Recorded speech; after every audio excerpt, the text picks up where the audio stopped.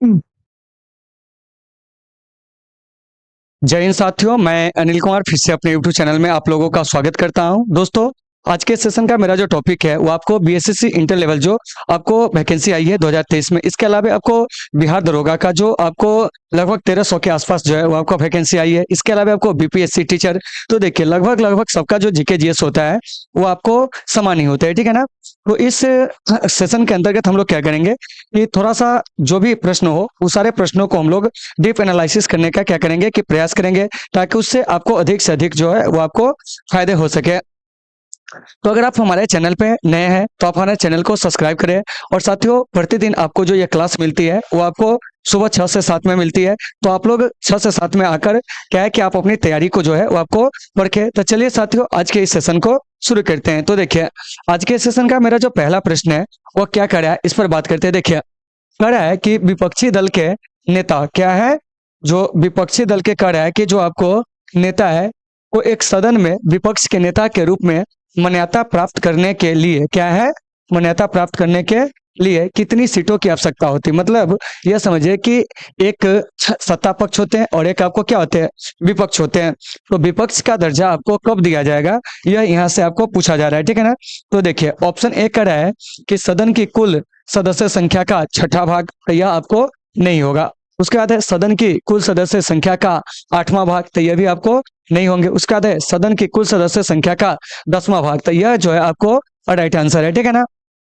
तो इसका जो सही आंसर हो जाएगा वो आपको क्या हो जाएगा, तो आपको सी हो जाएगा। और संसद के दोनों सदनों में जो विपक्ष के नेता को मान्यता प्राप्त हुआ था वो आपको 1977 में हुआ था। तो इस बात को भी आपको याद रखना है। और फिलहाल आपको जो लोकसभा में है वो आपको विपक्ष के नेता जो है कौन है, ठीक है ना, ये भी हम जानेंगे। इसके अलावा वर्तमान में विपक्षी दल कौन है, तो देखिए, तो अभी जो लोकसभा में है ना वो आपको कोई भी ऐसी दल नहीं है जिसको आपको विपक्षी दल का दर्जा जो है दिया जा सकता है, क्योंकि किसी भी दल के पास जो है वो आपको 55 सांसद जो है वो आपको नहीं है, ठीक है ना। तो इसे आपको याद रखना है। दूसरी बात कि ये जो आप देख रहे हैं विपक्षी दल क्या है, विपक्षी दल यह आपको लोकतंत्र की मजबूती के लिए क्या होता है कि आपको आवश्यक होता है, क्या है, आवश्यक होते हैं। तो सारे चीज आपको थोड़ा बहुत अच्छे से देख लेना है। तो इसका जो राइट आंसर हो जाएगा वो आपको हो जाएगा ऑप्शन नंबर से। और नहीं तो कहेंगे कुल सदस्य संख्या का आपको 10%। जैसे देखिए, लोकसभा में विपक्षी दल का दर्जा प्राप्त करने के लिए 55 सीटें कैसे आवश्यकता होगी, तो टोटल सीट अभी कितना है, 545। और 545 का जो है वो आप क्या कीजिए कि आप 1/10 कर दीजिए, तो 54.5 आया, ठीक है ना।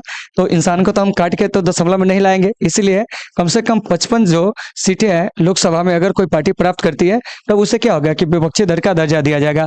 तो याद रखिएगा कि विपक्षी दल का दर्जा प्राप्त करने के लिए टोटल का 1/10 होना क्या है कि आपको जरूरी है। तो उम्मीद है कि आप इसे समझ गए होंगे। चलिए अब चलते हैं अगले प्रश्न को। देखिए क्या कह रहा है, कह रहा है कि भारतीय संविधान की 8वीं अनुसूची में कितनी भाषाएं हैं। देखिए, ऑप्शन ए कह रहा है 20, 22, 24, 18।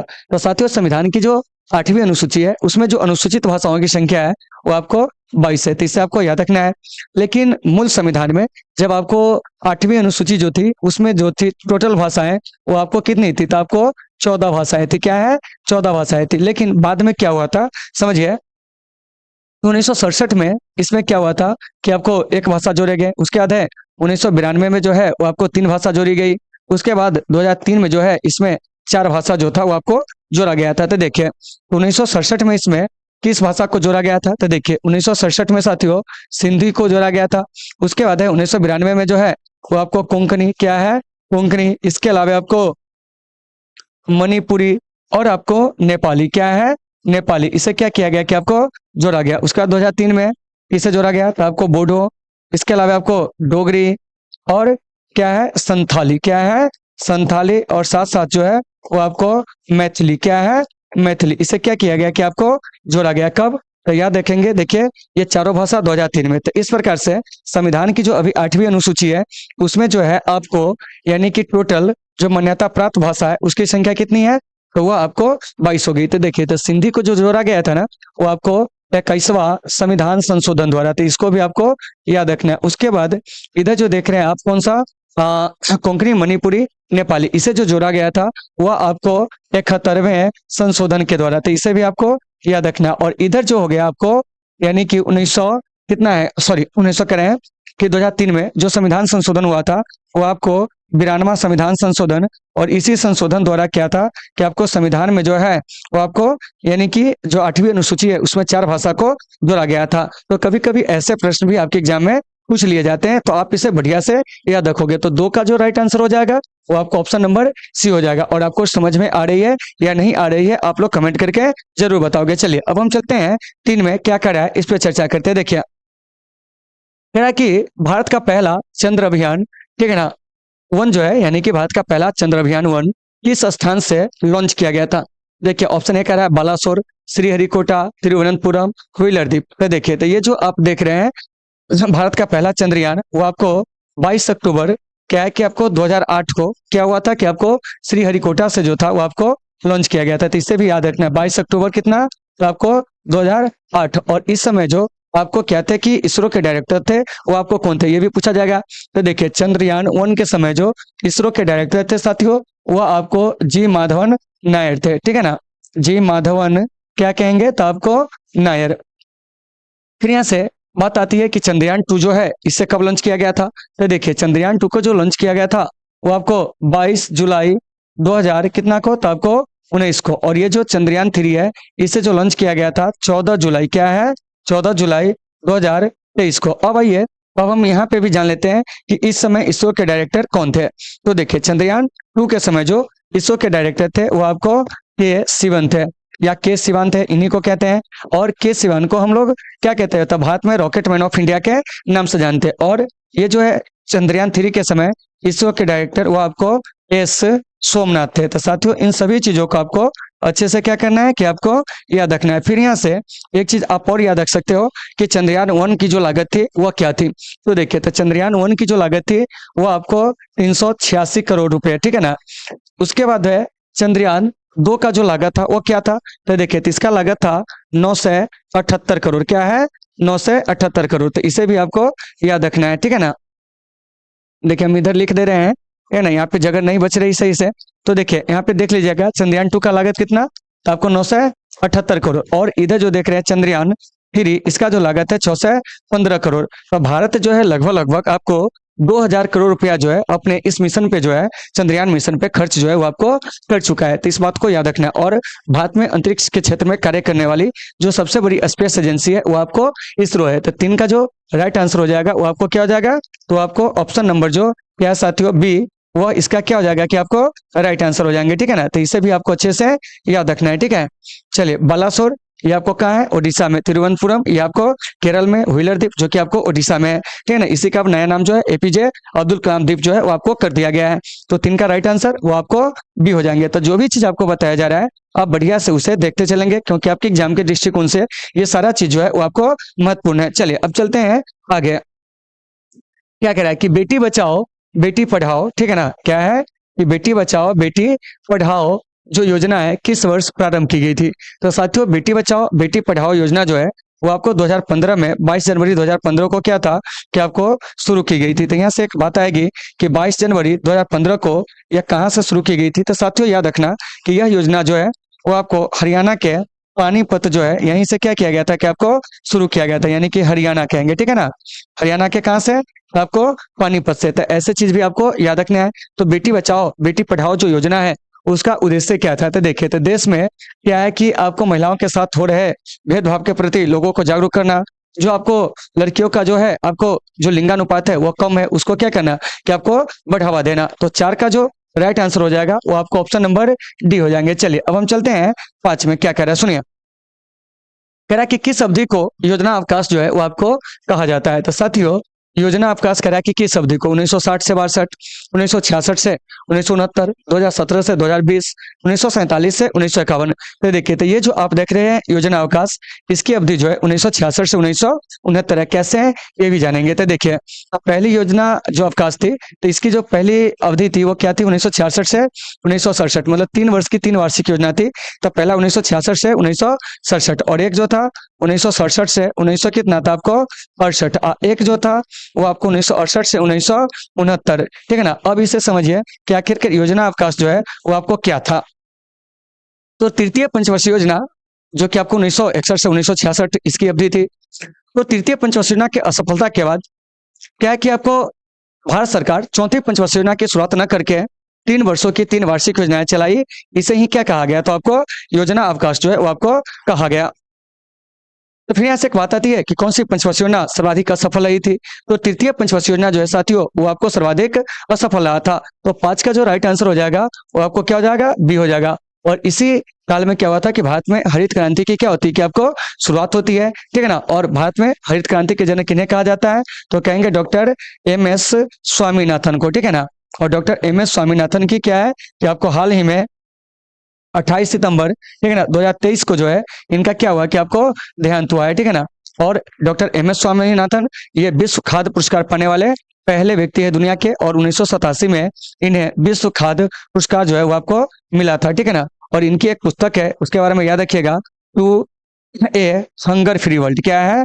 To a hunger free world, ठीक है ना। यह इन्हीं के द्वारा जो है वो आपको लिखी गई क्या है कि आपको पुस्तक है, ठीक है ना। क्या है? To a hunger free world. ये किनके द्वारा लिखा गया है? तो क्या कहेंगे जानते हैं? तो आपको एम.एस. स्वामीनाथन के द्वारा जो है आपको लिखा गया है। तो 5 का सही आंसर आपको पता चल गया होगा। चलिए अब हम चलते हैं 6 में। क्या कह रहा है सुनिए। कह रहा है कि अनुच्छेद 39A प्रावधान करता है किसका?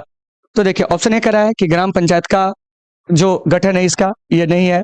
समान न्याय तथा निःशुल्क विधिक सहायता, तो सही आंसर इसका ये हो जाएगा, ठीक है ना। फिर यहाँ से बात आती है नागरिकों के लिए समान नागरिक संहिता, तो इसका जो उल्लेख है कहाँ है? तो हम कहेंगे आर्टिकल कितना में जानते हैं? तो आपको यानी कि 44 में। क्या है? 44 में जो है समान नागरिक संहिता का उल्लेख है। क्या है? उल्लेख है। उसके बाद है आपको राज्य की परिभाषा। तो अनुच्छेद 12 में जो राज्य की परिभाषा है वहीं आपको अनुच्छेद 36 में भी जो होगी वो आपको राज्य की परिभाषा होगी। तो राज्य के नीति निर्देशक तत्व के अंतर्गत राज्य की परिभाषा किस में है? तो आपको अनुच्छेद 36 में। 44 में कहेंगे तो वो आपको समान नागरिक संहिता। उसके बाद है समान न्याय तथा निःशुल्क क्या कहेंगे कि विधिक सहायता, यह आपको आर्टिकल 39A में है। तो इसे आपको बढ़िया से याद रखना है। और उसके बाद है ग्राम पंचायत का क्या कहेंगे कि आपको संगठन, तो इसकी जो चर्चा है ना वो आपको आर्टिकल 40 में है। तो इस सब बात आपको याद रखना है। तो ये जो देख रहे हैं अनुच्छेद 39A, इसको जो है संविधान में कब जोड़ा गया था? तो इसे जो है वह आपको 1976 में जोड़ा गया था कि संविधान संशोधन के द्वारा। तो याद रखिएगा इसे जो है साथियों संविधान संशोधन कहेंगे। तो 42वां संविधान संशोधन द्वारा इसे क्या हुआ था कि आपको जोड़ा गया था। तो इस सभी चीज को आपको अच्छे से याद रखना है। तो कभी कभी प्रश्न पूछ लिए जाते हैं। और 42वां संविधान संशोधन होता है 1976 में। इसे जो है आपको लघु संविधान जो है आपको 42वां संविधान संशोधन को कहा जाता है। तो 6 का जो राइट आंसर हो जाएगा वो आपको ऑप्शन नंबर क्या हो जाएगा? तो आपको बी हो जाएगा। उम्मीद है कि आपको ये सारे चीज समझ में आ गए होंगे। चलिए अब हम चलते हैं 7 में। क्या कर रहा है इस पे चर्चा करते हैं। देखिए यहाँ साथियों कह रहा है कि बिंबिसार किस राजवंश का शासक था? आप लोग कमेंट करके बताइए कि ये जो बिंबिसार है वो आपको किस राजवंश का शासक था, ठीक है ना। देखिए ऑप्शन ए कह रहा है शिशुनाग राजवंश, उसके बाद है नंद राजवंश, उसके बाद है मौर्य राजवंश, हर्यंक राजवंश। तो देखिए तो इसका जो राइट आंसर हो जाएगा ना वो आपको हर्यक वंश हो जाएगा। तो देखिए तो कम से कम हम यहाँ पे क्या करते हैं कि मगध पे जो शासन करने वाले जो वंश है उनका नाम हम क्रम से लिख देते हैं। ये सब आपके एग्जाम में आएंगे। तो देखिए तो सबसे पहले हम बात करते हैं मगध पे शासन करने वाले वंश में, वो जाएगा आपको हर्यंक वंश, ठीक है ना। उसके बाद जो जाएगा साथियों वो आपको शिशुनाग वंश। क्या है? शिशुनाग वंश। देखिए सबका नाम जो है आपको याद रखना है। उसके बाद जो है वो आपको क्या हो जाएगा? तो वो हो जाएगा आपको नंद वंश। उसके बाद नंद वंश के बाद अगर हम बात करते हैं चौथा वंश जो था वो आपको कौन था? तो ये आपको मौर्य वंश। और मौर्य वंश के बाद जो है साथियों वो आपको कौन है? तो शुंग वंश। तो कम से कम इस 5 का नाम जो है आपको अच्छे से याद रखना है। तो साथियों यहाँ से एक प्रश्न आपसे पूछे जाएंगे। क्या है? पूछे जाएंगे। क्या जानते हैं? ये जो हर्यंक वंश है इसके संस्थापक कौन थे? इसके संस्थापक साथियों बिंबिसार थे। उसके बाद है शिशुनाग वंश, इसके संस्थापक कौन थे? तो कहेंगे आपको शिशुनाग थे। उसके बाद है आपको नंद वंश, इसके संस्थापक कौन थे? तो आपको महापद्म नंद जो थे इसके क्या थे कि आपको संस्थापक थे। मौर्य वंश के संस्थापक कहेंगे तो वो आपको चंद्रगुप्त क्या है कि आपको मौर्य थे। उसके बाद है साथियों ये जो देख रहे हैं शुंग वंश, इसके संस्थापक जो है वो आपको पुष्य मित्र शुंग थे। तो देखिए तो ये सारे चीज आपको अच्छे से याद रखना है। तो कभी कभी आपके एग्जाम में प्रश्न ऐसे पूछ दिया जाएगा कि बताइए कि मगध पे शासन करने वाले वंशों को जो है उनके क्रम के हिसाब से सजाइए। तो पहला कौन हो जाएगा? तो आपको हर्यंक। दूसरा कहेंगे तो वो आपको शिशुनाग। और तीसरा कहेंगे तो वो आपको कौन हो जाएगा? तो देखिए वो हो जाएगा आपको नंद। चौथा कहेंगे तो मौर्य। और 5वां कहेंगे तो शुंग। और सभी वंश के जो संस्थापक है इस संस्थापक का नाम भी आपको अच्छे से याद रखना है, ठीक है ना। तो देखिए तो वही कह रहा है कि ये जो आप देख रहे हैं बिंबिसार, इसका संबंध किससे है? तो क्या कहेंगे? हर्यकवंश से, ठीक है ना। और यहाँ संस्थापक से पूछा गया प्रश्न है, इसलिए यहाँ पर हम क्या किए कि आपको संस्थापक के बारे में बताएं। चलिए, तो 7 का जो राइट आंसर हो जाएगा वो आपको क्या हो जाएगा? ऑप्शन नंबर डी हो जाएगा। उम्मीद है प्यारे भाइयों कि आप सभी लोगों को ये चीजें जो है समझ में आ गए होंगे। चलिए अब हम चलते हैं 8 नंबर प्रश्न में क्या करा है, इस पे हम लोग चर्चा करते हैं। देखिए, कह रहा है कि भारत के संविधान का कौन सा अनुच्छेद राष्ट्रपति या उपराष्ट्रपति के चुनाव से संबंधित शंका और विवादों का क्या कहता है कि निर्धारण से संबंधित है। मतलब अगर राष्ट्रपति उपराष्ट्रपति के चुनाव में क्या होगा, किसी प्रकार का कोई विवाद होता है तो उसका जो आपको निर्णय होगा सर्वोच्च न्यायालय में, यह बात कहाँ कही गई है? तो आपको अनुच्छेद कितना में जानते हैं? तो आपको यानी कि 71 में, क्या है? 71 में। तो इस बात को आपको याद रखना। ऑप्शन नंबर बी इसका राइट आंसर हो जाएगा। देखिए, इसमें और भी अनुच्छेद है, जैसे देखिए अनुच्छेद 81। तो साथियों, इसमें लोकसभा के संरचना के बारे में क्या किया गया कि आपको उल्लेख किया गया, याद रखिएगा। अनुच्छेद 61 राष्ट्रपति पर जो है आपको महाभियोग, क्या है? राष्ट्रपति पर जो है वो आपको महाभियोग, इसकी प्रक्रिया का जो उल्लेख है वह कहाँ है? तो अनुच्छेद 61 में। उसके बाद है अनुच्छेद 91, इसके तहत क्या है जानते हैं? तो सबसे पहले जान लीजिए कि जो मतलब अनुच्छेद 51 कहते हैं, सॉरी 91वां संविधान संशोधन हम बता रहे हैं। तो देखिए, 91वां संविधान संशोधन के द्वारा क्या है कि मंत्रिपरिषद में जो है वो आपको सदस्यों की संख्या को निश्चित का मतलब किया गया और कहा गया कि आपको लोकसभा की जो कुल सदस्य संख्या होंगे उसके 15% से अधिक मंत्री नहीं हो सकते। प्रधानमंत्री को लेकर कौन से संविधान संशोधन में जानते हैं? तो आपको 51वां संविधान संशोधन में। और यह संविधान संशोधन कब होता है? 2003 में। तो यहाँ से जो भी प्रश्न पूछे जाए आप इसे बढ़िया से देख लीजिएगा। तो यहाँ से हम एक प्रश्न पूछते हैं आपसे, आप लोग कमेंट करके बताइएगा कि भारत के कौन से ऐसे राष्ट्रपति है जिन्हें महाभियोग प्रक्रिया के द्वारा जो है वो आपको हटाया गया है, ठीक है ना। और यह जो आपका प्रश्न पूछा गया है, ठीक है ना, इसका काफी सोच समझकर आपको क्या करना है, जवाब देना है। कमेंट बॉक्स में सारे लोग जो है जवाब देखने जरूर आइए, ठीक है ना। देखते हैं कि आप लोग की तैयारी कैसी है, ठीक है ना। अब देखिए यहाँ पर बात आई राष्ट्रपति उपराष्ट्रपति। तो देखिए, ये जो राष्ट्रपति उपराष्ट्रपति है, ठीक है ना, तो इनका जो पद है वो आपको अमेरिका से क्या है कि आपको प्रेरित है। तो ये चीज भी आपको याद होनी चाहिए। और राष्ट्रपति भारत में क्या होते हैं कि आपको कार्यपालिका के जो होते हैं संवैधानिक क्या होते हैं कि आपको प्रमुख होते हैं, जबकि प्रधानमंत्री कार्यपालिका के क्या होते हैं कि आपको वास्तविक प्रमुख होते हैं। तो सभी चीज आपको अच्छे से देख लेना है। तो 8 का राइट आंसर आपको पता चल गया होगा, ऑप्शन नंबर जो है बी है। चलिए 9 में क्या कह रहा है कि राष्ट्रीय शिक्षा दिवस किस दिनांक को मनाया जाता है?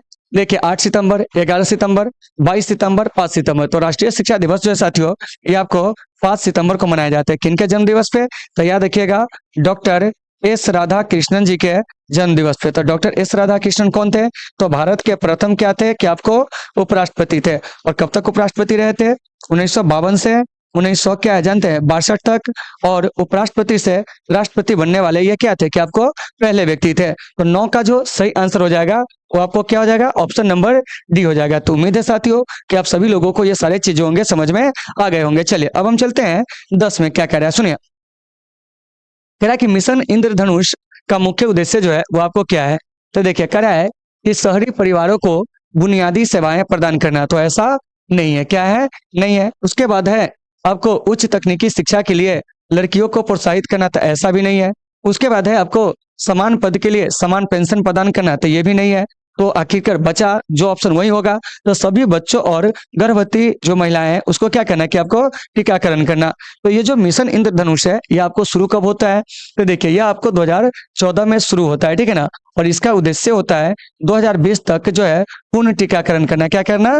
पूर्ण टीकाकरण, मतलब टीकाकरण करना। और इसके तहत जो है वो आपको 7 प्रकार के जो आपको रोग है, क्या है? रोग है, उसके लिए क्या था कि आपको टीका देने का जो था वो आपको प्रावधान किया गया था। तो 10 का राइट आंसर ऑप्शन नंबर जो हो जाएंगे वो आपको डी हो जाएंगे। तो ये सभी चीज आपको अच्छे से याद रखना है। तो यहाँ से कभी कभी प्रश्न ये भी पूछ लिए जाएंगे कि मिशन इंद्रधनुष का उद्देश्य क्या था, तो आप बता दीजिएगा कि आपको सभी बच्चे और जो गर्भवती महिलाएं हैं उसका टीकाकरण। देखिए, और ये जो प्रश्न सब है ना वह आपको क्या है कि बिहार एसएससी का जो आपको एग्जाम हुआ था आपको 22 या 23 दिसंबर 2022 को, ठीक है ना, जो पेपर रद्द हुआ था उस पेपर का क्या है कि ये सारे प्रश्न है, ठीक है ना। इस पेपर में संजोगवश हम भी बैठे थे, लेकिन ये क्या हो गई कि आपको रद्द हो गई। क्या हो गई? रद्द हो गई। फिर उसके बाद क्या हुआ साथियों कि दूसरी बार, देखिए इसमें बड़ा रोचक कहानी है, ठीक है ना। दूसरी बार जब इसका एग्जाम जो था आपको कंडक्ट हुआ था, संजोगवश उस एग्जाम के दिन ही हम आपके लिए जो है ये पैनल लाने के लिए जो है वो आपको पटना पहुंचे थे, ठीक है ना। और उस एग्जाम को ना देकर हम आपके लिए क्या थे कि पैनल लेकर जो है चले आए थे, ठीक है ना, क्योंकि मुझे जुनून था कि इस पैनल पे पढ़ाना है। हम लोग 11 में क्या कर रहे हैं, कह रहा है कि उच्च न्यायालय के न्यायाधीशों की जो नियुक्ति है वो आपको कौन करते हैं। तो साथियों, उच्च न्यायालय के न्यायाधीशों की जो नियुक्ति करते हैं वो आपको राष्ट्रपति कौन करते हैं, राष्ट्रपति। तो याद रखिएगा कि अनुच्छेद 214 से 231 में जो है वो आपको उच्च न्यायालय के संदर्भ में जो है वो आपको चर्चा की गई है। तो इस बात को आपको याद रखना है। तो अभी भारत के राष्ट्रपति है कौन, वो कहेंगे कौन जानते हैं, श्रीमती द्रौपदी मुर्मू। बिहार के राज्यपाल कहेंगे तो आपको राजेंद्र विश्वनाथ आर्लेकर। भारत का जो मुख्य न्यायाधीश है अभी वो आपको डीवाई चंद्रचूड़ है, ठीक है ना। तो ये सभी चीज आपको अच्छे से याद रखना है। और उच्च न्यायालय का मुख्य न्यायाधीश का है, तो सभी राज्यों के उच्च न्यायालय के मुख्य न्यायाधीश अलग अलग लोग होंगे। तो देखिए, तो सबसे पहले याद रखिएगा कि हमारे बिहार में यानी कि पटना उच्च न्यायालय कब स्थापित होता है। तो ये आपको 1916 में, कितना स्थापित होता है, 1916 में। साथियों, एक चीज याद रखिएगा कि भारत में सबसे पहले उच्च न्यायालय कहाँ स्थापित हुआ था। तो ये आपको कलकत्ता में। उसके बाद जो है याद रखिएगा मद्रास, मद्रास के बाद जो हो जाएगा वो आपको बम्बई, क्या है, बम्बई, ठीक है ना। तो देखिए, तो इन तीनों जगह पे उच्च न्यायालय जो स्थापित होता है वो आपको 1800 कितना में जानते हैं, तो आपको 62 में। तो इन चीजों को याद रखिएगा। और इसमें सबसे पुराना उच्च न्यायालय कहेंगे तो वो आपको कलकत्ता उच्च न्यायालय। तो फिर यहाँ से एक चीज और याद रखिएगा, इलाहाबाद उच्च न्यायालय, इसकी स्थापना जो होती है वो आपको कब होती है, तो 1866 में। और ये याद रखिएगा कि इलाहाबाद उच्च न्यायालय जो है देश का सबसे बड़ा क्या है कि आपको उच्च न्यायालय, और देश का सबसे छोटा उच्च न्यायालय कहेंगे तो वो आपको सिक्किम उच्च न्यायालय। तो 11 का राइट आंसर जो हो जाएगा वो आपको ऑप्शन नंबर क्या हो जाएगा, तो आपको ये हो जाएगा। और आपको समझ में आ रही है या नहीं आ रही है, आप कमेंट करके जरूर बताओगे। चलिए अब चलते हैं 12 में क्या कर रहा है, सुनिए।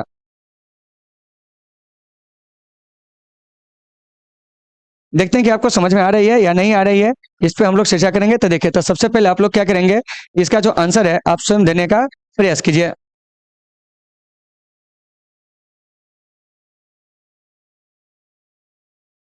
चलिए दीजिए, प्रश्न में क्या कर रहा है, इस पर हम लोग क्या करते हैं कि आपको बात करते हैं। हाँ देखिए, बड़ा अच्छा क्वेश्चन है। क्या कर रहा है कि भारतीय संविधान में किस संशोधन अधिनियम द्वारा क्या है, द्वारा न्यायाधिकरण जोड़े गए थे। तो साथियों, न्यायाधिकरण जो जोड़ा गया था ना वो आपको करा है 42वां संविधान संशोधन, 44वां, 35वां। तो इसका जो सही आंसर हो जाएगा वो हो जाएगा 42वां संविधान संशोधन 1976 में जो हुआ था, इसी के द्वारा न्यायाधिकरण जोड़ा गया था। तो इस न्यायाधिकरण का जो उल्लेख है वो आपको कहाँ है, तो साथियों इसका जो उल्लेख है वो आपको संविधान के जो भाग क्या है आपको 14, ठीक है ना, 14A में जो है न्यायाधिकरण का उल्लेख है। अनुच्छेद पूछेंगे तो वो आपको 323A में जो है वो आपको न्यायाधिकरण का जो है वो आपको उल्लेख है। तो ये सारे चीज आपको बढ़िया से याद रखना है। तो 12 का जो राइट आंसर हो जाएगा वो आपको क्या हो जाएगा, ऑप्शन नंबर ए हो जाएगा। चलिए 13 में कह रहा है कि विभवांतर मापने की, सॉरी, विभवांतर की माप किस यंत्र द्वारा जो है वो आपको की जाती है। तो देखिए कह रहा है एनीमोमीटर। तो देखिए साथियों, एनीमोमीटर के द्वारा जो होता है क्या होता है, तो आपको वायु की गति को मापा जाता है, ठीक है ना। तो ये नहीं हो जाएगा। उसके बाद है आपको गैल्वेनोमीटर, ऐसा कोई यंत्र है ही नहीं है। अमीटर, इससे क्या होता है कि आपको विद्युत धारा मापा जाता है। लेकिन आपसे पूछ क्या रहा है, विभवांतर। तो देखिए, तो विभवांतर मापने के लिए क्या होता है कि आपको वोल्ट मीटर का जो होता है आपको प्रयोग किया जाता है। तो ऑप्शन नंबर जो डी है इसका वो आपको राइट हो जाएगा। तो एक बार देखिए, एनीमोमीटर यह क्या होता है, वायु की गति को मापता है। अमीटर यह आपको विद्युत धारा को क्या कहता है कि आपको मापता है। वोल्ट मीटर जो है विभवांतर को क्या कहता है कि मापता है। ये देखिए, तो जितने भी आपको मापक यंत्र है सबको आपको क्या करना है कि अच्छे से याद रखना है। तो उम्मीद है कि आप इसे समझ गए होंगे। चलिए अब हम चलते हैं 14 में क्या कर रहा है, सुनिए। कह रहा है कि निम्नलिखित में से किसने ऑन बोर्ड टेस्ट, क्या है, on board test, trial and triumph, my years, in V C I, आत्मकथा जो लिखे हैं वो आपको कौन लिखे। देखिए इतना लंबा इनका क्या है, आत्मकथा है। तो ये जो लिखे हैं आपको रत्नाकर सेठी, और इस पुस्तक का जो विमोचन किए थे, ठीक है ना, वह आपको कौन, तो शरद पवार। तो सारे चीज आपको याद रखना है। तो 14 का राइट आंसर वो आपको डी हो जाएंगे। चलिए 15 में कह रहा है कि भगत सिंह का जन्म जो है वो आपको कहाँ हुआ था। तो साथियों ऑप्शन ए कह रहा है बंगा गांव में, सूरजपुर में, सलोना गांव में, रहमपुर में। तो देखिए, तो भगत सिंह का जो जन्म हुआ था ना वो आपको बंगा गांव में हुआ था। तो ऑप्शन नंबर ए जो है इसका राइट आंसर हो जाएगा। तो फिर यहाँ से एक बात आती है कि भगत सिंह जो है ये 1926 में किस संस्था की स्थापना करते हैं। तो देखिए 1926 में ये नौजवान सभा की क्या करते हैं कि आपको स्थापना करते हैं। तो इस बात को आपको याद रखना है। भगत सिंह जी को जो फांसी दे दी जाती है कब, तो आपको 23 मार्च 1931 को, ठीक है ना। किस केस में, लाहौर षड्यंत्र केस में। तो ये सभी चीज आपको अच्छे से याद रखना है। और भगत सिंह, राजगुरु, सुखदेव तीनों लोगों को फांसी इसी दिन जो था वो आपको दिया गया था। इनकलाब जिंदाबाद, साम्राज्यवाद का नाश हो, ऐसे नारा जो दिए थे, कौन दिए थे? तो आपको भगत सिंह दिए थे, ठीक है ना। ये हमेशा साम्राज्यवाद के क्या थे? कि आपको खिलाफ थे। मैं नास्तिक क्यों हूं, ठीक है ना, ये इनकी क्या है कि लिखी गई पुस्तक है भगत सिंह जी के द्वारा। तो ये सारे चीज आपको अच्छे से याद रखना है। तो 15 का जो राइट आंसर हो जाएगा वो आपको ऑप्शन नंबर ए हो जाएगा। चलिए अब हम चलते हैं 16 में। कह रहा है कि जैन धर्म के 23वें तीर्थंकर जो थे वो आपको कौन थे? ऑप्शन ए कह रहा है महावीर स्वामी, पार्श्वनाथ, सु पार्श्वनाथ, उसके बाद है कुंथु नाथ। तो इसका जो राइट आंसर हो जाएगा वो हो जाएगा आपको कौन जानते हैं? तो आपको पार्श्वनाथ। तो पार्श्वनाथ जो थे जैन धर्म के कितवें तीर्थंकर थे? तो आपको 23वें। महावीर स्वामी जैन धर्म के 24वें तीर्थंकर थे। तो साथियों एक चीज याद रखिएगा कि जैन धर्म के प्रथम तीर्थंकर कौन थे? तो आपको ऋषभदेव थे। और जैन धर्म के 24वें वन थे महावीर स्वामी। और महावीर स्वामी को जैन धर्म का जो है वो आपको वास्तविक संस्थापक जो होता है वो आपको माना जाता है। तो सारे चीज आपको अच्छे से याद रखना है। तो 16 का राइट आंसर वो क्या हो जाएगा? ऑप्शन नंबर जो आपको बी है वो आपको बिल्कुल सही है। और जैन धर्म का उदय जो होता है हमारे भारत में 6वीं शताब्दी ईसा पूर्व में होता है, ठीक है ना, जब आपको ब्राह्मण धर्म में जो कुरीतियां होती है उसी कुरीति के खिलाफ होती है। चलिए अब हम चलते हैं 17 में। क्या कह रहा है सुनिए। कह रहा है कि सुगौली की संधि जो है, ठीक है ना, कब संपन्न हुई थी? तो साथियों सुगौली की जो संधि है वो आपको 1816 में क्या होती है? कि आपको संपन्न होती है। क्या है? संपन्न होती है। तो देखिए, तो ये जो सुगौली की संधि है ये आपको गोरखा क्या है? गोरखा और मतलब आंगल युद्ध के बाद हुआ था। मतलब कि आंगल गोरखा युद्ध के बाद हुआ था। तो यहाँ से एक बात आती है कि आंगल गोरखा युद्ध कब तक चला था? तो 1814 से 1800 क्या कहेंगे? तो आपको 16। और जिस समय आपको यह मतलब आंगल गोरखा युद्ध हुआ था उस समय जो भारत का जो मतलब क्या था कि गवर्नर जनरल वह आपको कौन था? भारत का गवर्नर जनरल उस समय नहीं था। हम सीधे कहेंगे आपको क्या कि बंगाल का गवर्नर जनरल जो था उस समय कौन था? तो साथियों वह आपको लॉर्ड हेस्टिंग्स था। कौन था? लॉर्ड हेस्टिंग्स था। तो ये सारे चीज आपसे पूछे जा सकते हैं। और मैं भी लॉर्ड हेस्टिंग्स का जो आपको कार्यकाल है वो आपको 1813 से 1800 के आपको 10 वर्ष तक ये जो थे आपको क्या थे कि बंगाल के गवर्नर जनरल रहे थे। और इसी के समय में जो होता है वो आपको आंगल गोरखा युद्ध जो होता है वो आपको होता है 1814 से 1816 के बीच में। और इसके बाद जो होती है सुगौली की संधि। क्या होती है? सुगौली की संधि, ठीक है ना। और आंगल गोरखा युद्ध के बाद ही जो होता है वो आपको शिमला जैसे पर्यटन नगर जो होते हैं वो आपको स्थापित किए जाते हैं। तो 17 का राइट आंसर वो आपको बी हो जाएंगे। चलिए 18 में। और आपको समझ में आ रही है या नहीं आ रही है आप कमेंट करके जरूर बताएंगे। देखिए पहले जो है इस प्रश्न का जो है आप आंसर बताइए क्या कह रहा है। देखिए कह रहा है कि राष्ट्रीय खेल दिवस जो है वो आपको कब मनाया जाता है? ऑप्शन ए कह रहा है आपको 25 अगस्त, 25 सितंबर, 29 अगस्त, 29 सितंबर। तो देखिए तो राष्ट्रीय खेल दिवस जो है साथियों वो आपको 29 अगस्त को मनाए जाते हैं। किन के जन्म दिवस पर? तो कहेंगे मेजर ध्यानचंद जी के जन्म दिवस पे। मेजर ध्यानचंद जी किस खेल के खिलाड़ी थे? तो हॉकी के खिलाड़ी थे, याद रखना है। इनकी आत्मकथा जो है गोल है। क्या है? गोल है, द गोल, ठीक है ना। उसके बाद एक चीज और याद रख सकते हैं कि मेजर जो आपको क्या है ध्यानचंद जी, ठीक है ना, ये आपको ओलंपिक में जो है कई ओलंपिक में हिस्सा लिए और उसमें जो है भारत जो है आपको गोल्ड मेडल जीतने में क्या रहे थे कि आपको कामयाब रहे थे। और एक चीज याद रखिएगा कि ओलंपिक खेलों में अगर भारत सबसे अधिक अगर स्वर्ण पदक जीता हुआ है वो आपको हॉकी में ही जीता हुआ है, ठीक है ना। तो 18 का राइट आंसर जो हो जाएगा वो आपको ऑप्शन नंबर बी हो जाएगा। चलिए 19 में कह रहा है कि निम्न में से कौन सा देश सार्क का सदस्य नहीं है? तो देखिए साथियों सार्क के सदस्य देश को याद रखने के लिए आपको हम एक छोटा सा ट्रिक बताए थे। अगर वो ट्रिक याद होगा तो यह भी आसानी से बन जाएगा। देखिए बताए थे क्या कि क्या बताए थे? श्री भाभू ने क्या किया जानते हैं कि बाप का माल, किसका माल? बाप का माल किसको दे दिया बताइए तो देखिए श्री भाभू ने बाप का माल जो है वो आपको अफगानिस्तान को दिया। किसको दिया? अफगानिस्तान को दे दिया। देखिए क्योंकि ये भाभू जो है ना इसका अपना माल था नहीं, बाप का माल था, वो किसको दे दिया? अफगानिस्तान को। तो देखिए तो यहाँ से हम इसको कैसे याद रख सकते थे? देखिए तो ये जो देख रहे हैं सी, तो श्री से हो जाएगा आपको श्रीलंका, याद रखिएगा। उसके बाद है भा से भारत, भू से हो जाएगा भाइयों भूटान। क्या है? भूटान, ठीक है ना। देखिए कैसे आपको याद रखना है। न से हो जाएगा आपको नेपाल। क्या है? नेपाल। देखिए सब इसमें दक्षिण एशिया के देश है, ठीक है ना। उसके बाद बा से हो जाएगा आपको बांग्लादेश। उसके बाद है प से ये हो जाएगा आपको पाकिस्तान। और क जो है मेरे भाई वो आपको क्या रहेगा? साइलेंट। और माल से हो जाएगा आपको मालदीव। तो देखिए तो इस प्रकार से सार्क में जो आपको सदस्य देश है उसकी संख्या कितनी है? 8 है। इसमें से पूछ रहा है कि कौन सार्क का सदस्य नहीं है? अफगानिस्तान, मालदीव, मॉरिशस, श्रीलंका। तो देखिए अफगानिस्तान है, तो देखिए अफगानिस्तान है, बिल्कुल सही है। देखिए उसके बाद कह रहा है आपको क्या, मॉरिशस। इस पे कहीं भी ढूंढिए आपको मॉरिशस जो है वो आपको नजर नहीं आएंगे। उसके बाद है आपको श्रीलंका, तो श्रीलंका भी है। देखिए उसके बाद है अफगानिस्तान, तो अफगानिस्तान हो गया। मालदीव, देखिए मालदीव भी है। तो कौन नहीं है, मॉरिशस नहीं है। तो इसका राइट आंसर क्या हो जाएगा, ऑप्शन नंबर सी हो जाएगा। तो उम्मीद है कि आपको सारे चीज होंगे समझ में आ गए होंगे, ठीक है ना। और सार्क जो है क्या, तो कहेंगे यह दक्षिण एशियाई देशों का एक संगठन है। और इसका गठन कब होता है, तो आपको मतलब 7 से 8 दिसंबर 1985 को इसका गठन होता है। और इसका जो मुख्यालय है वो आपको कहाँ है जानते हैं, तो आपको काठमांडू में है। तो ये सभी चीज बढ़िया से देख लेना। तो 19 का सही आंसर वो आपको सी हो जाएगा। चलिए 20 में क्या कह रहा है कि गन्ने का प्रति हेक्टेयर उत्पादन की दृष्टि से कौन सा राज्य प्रथम स्थान रखता है। तो देखिए गन्ने का सबसे अधिक जो प्रति हेक्टेयर उत्पादन होता है ना, वो आपको तमिलनाडु में कहाँ होता है, तमिलनाडु में। और सीधे पूछेंगे कि गन्ना का सबसे ज्यादा उत्पादन कहाँ होता है, तो आपको उत्तर प्रदेश में। लगभग भारत के 43% गन्ना का उत्पादन अकेले उत्तर प्रदेश करता है, ठीक है ना। चीनी का सबसे ज्यादा उत्पादन कहाँ होता है, तो आपको महाराष्ट्र में। यहाँ से जैसे भी प्रश्न पूछा जाए आप इसे देख लीजिएगा। और गन्ना जो है क्या है, तो आपको एक नकदी फसल है। कैसा फसल है, नकदी फसल है, ठीक है ना।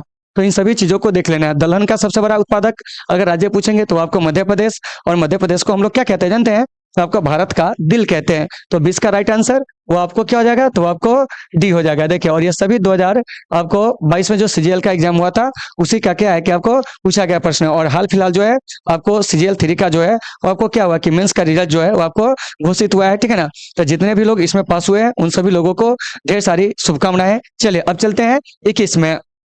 और देखो भाई, और ये जो बिहार एसएससी है, ठीक है ना, इसके वैकेंसी एक तो बहुत दिन बाद आती है, ठीक है ना। तो आप लोग थोड़ा सा शिद्दत से क्या करेंगे कि इसकी तैयारी करेंगे। देखिए क्या कह रहा है कि भारत के संविधान का अनुच्छेद 157 किससे संबंधित है।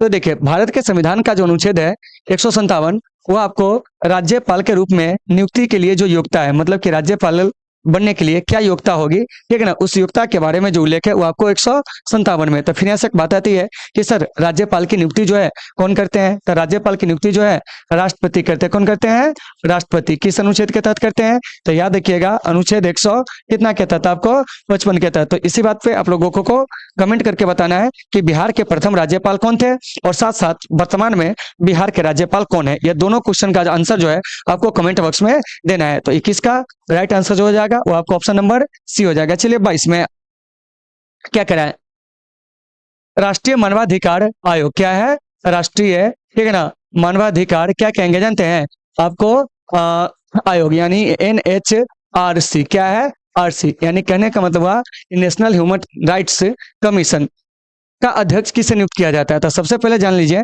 कि ये जो NHRC है इसका गठन कब हुआ था, 1900 आपको कितना में, तो आपको 93, 12 अक्टूबर 1993 को संसद के एक अधिनियम द्वारा इसकी क्या होती है, स्थापना होती है। तो इसके जो अध्यक्ष नियुक्त किए जाते हैं ना, याद रखिएगा उच्चतम न्यायालय के जो आपको सेवानिवृत्त मुख्य न्यायाधीश होते हैं वही क्या होते हैं कि आपको नियुक्त किए जाते हैं। यहाँ से एक बात आएगी कि बताइए कि अभी जो है ये जो NHRC के अध्यक्ष है वो कौन है, तो वह आपको अरुण कुमार मिश्रा है। तो 22 का सही आंसर वो आपको सी हो जाएंगे। चलिए अब चलते हैं 23 में। देखिए 23 का प्रश्न जो है मिलान करने वाला है। देखिए घास से संबंधित प्रश्न को भी आपको बढ़िया से देख लेना है। एक तरफ करा है घास और एक तरफ करा है महाद्वीप।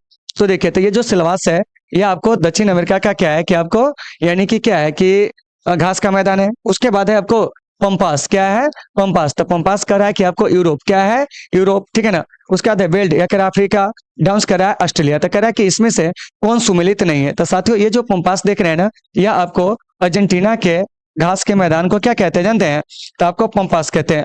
और अर्जेंटीना जो है वो आपको दक्षिण अमेरिका का एक देश है, क्या है, एक देश है। तो इसका जो आपको राइट आंसर हो जाएगा वो आपको ऑप्शन नंबर बी हो जाएगा। तो ये सब चीज आपको अच्छा से याद रखना है। जैसे डाउन्स पूछेंगे कहाँ का, ऑस्ट्रेलिया, बेल्ट तो आपको अफ्रीका, पंपास पूछेंगे अर्जेंटीना, सिलवास कहेंगे दक्षिण अमेरिका। तो ये सारी चीज आपको अच्छे से याद रखना है और उम्मीद है कि आपको ये सभी चीज समझ में आ गए होंगे। चलिए अब हम चलते हैं 24 नंबर प्रश्न में क्या करा है इस पर चर्चा करते हैं। देखिए कह रहा है कि निम्न घटनाओं का यथाक्रम सही क्या होगा, इस पर हमको क्या करना है कि आपको चर्चा करना है। तो देखिए इसमें आपको कई सारे ऑप्शन जो है वो आपको दिए गए, इस पर हम लोग बात करते हैं। जैसे देखिए पहला की ही बात करते हैं, लखनऊ समझौता, यह कब होता है, 1916 में। साथियों लखनऊ समझौता कब होता है, याद रखिएगा यह आपको 1916 में। देखिए सबका मिलान करते चलेंगे।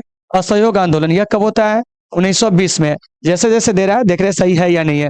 उसके बाद है साइमन कमीशन, क्या है, साइमन कमीशन, यह कब होता है, तो यह आपको साइमन कमीशन 1928 में आती है। सविनय अवज्ञा आंदोलन कब? तो आपको 1930। तो देखिए कह रहा है कि निम्न घटनाओं का यथाक्रम जो होगा सही क्या होगा, मतलब कि सही क्या होगा, यह हमको क्या कहना है कि आपको समझना है, ठीक है ना।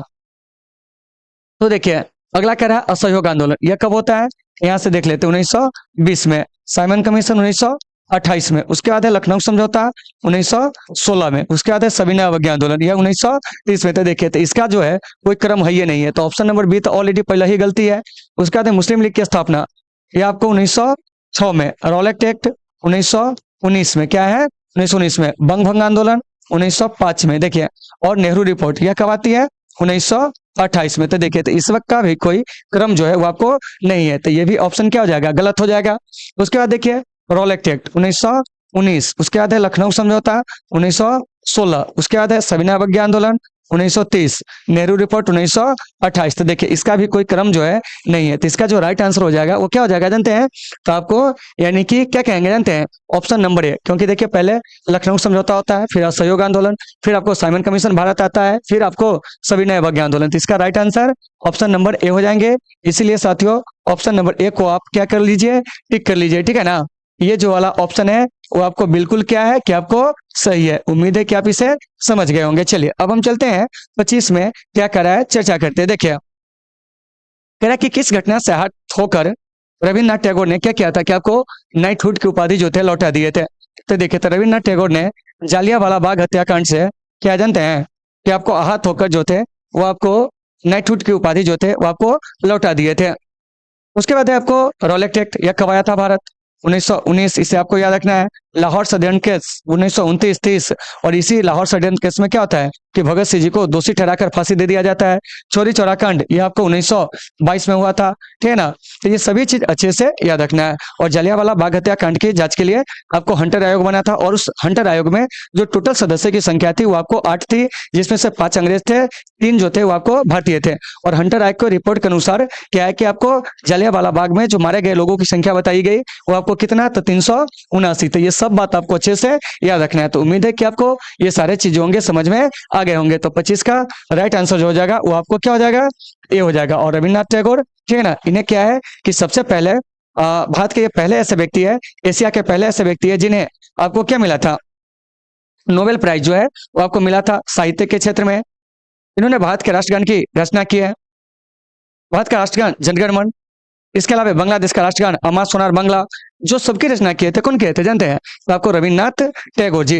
तो याद रखना है इस सभी बातों को, कैसा भी क्वेश्चन जो है आपके एग्जाम में पूछे जा सकते हैं। देखिए तो ये जो एनालिसिस है ना, देखिए जीके का कोई आपको हम कहेंगे कि पर्सनली इस एग्जाम के लिए तो ऐसा नहीं है। आप अगर किसी भी प्रकार की प्रतियोगी परीक्षाओं की तैयारी करते हैं तो आपके लिए यह बेस्ट है, ठीक है ना। चलिए 26 में, और आपको समझ में आ रही है नहीं आ रही है, आप अपना फीडबैक साथियों जरूर देंगे। देखिए कह रहा है कि गंधार कला शैली किसका मिश्रण है? तो साथियों गंधार कला शैली जो है वो आपको इंडो ग्रीक का क्या है कि आपको मिश्रण है। तो यहाँ से एक बात आती है कि गंधार कला शैली का विकास भारत में किसके समय में हुआ था? तो याद रखिएगा कुषाण के समय में। किसके समय में? कुषाण के समय में। और महात्मा गांधी कहते हैं महात्मा बुद्ध की मूर्ति इसमें इतनी सुंदर बनाई गई थी कि इसके वो यूनानी देवता अपोलो से तुलना किया जाता था। महात्मा बुद्ध की मूर्ति जो है सबसे पहले जो बनी थी वो आपको मथुरा कला शैली में जो है वो आपको बनी थी। तो ये सब बात आपको याद रखना है। तो ये जो देख रहे हैं आप 26, इसका राइट आंसर जो हो जाएगा वो आपको ये हो जाएगा। चलिए 27 में कह रहा निम्नलिखित में से किसने तीनों गोलमेज सम्मेलन में भाग लिए थे? तो सबसे पहले जान लीजिए गोलमेज सम्मेलन जो हुआ था पहला कब हुआ था? 1930 में, 1931 में, 1932 में। तो याद रखिएगा इस तीनों गोलमेज सम्मेलन में भाग लेने वाले एकमात्र भारतीय व्यक्ति जो थे कौन थे? B.R. अम्बेडकर, इस ऑप्शन के हिसाब से। लेकिन आज सीख लीजिए एक व्यक्ति और थे, वो कौन थे? तेज बहादुर सुप्रू, ठीक है ना। क्या है? तेज बहादुर, ठीक है ना, सुप्रू। क्या है? सुप्रू। ये क्या किए थे कि ये भी तीनों गोलमेज सम्मेलन में भाग लिए थे। तो यहाँ से याद रखिएगा ये दोनों व्यक्ति जो है तीनों गोलमेज सम्मेलन में क्या किए थे? भाग लिए थे।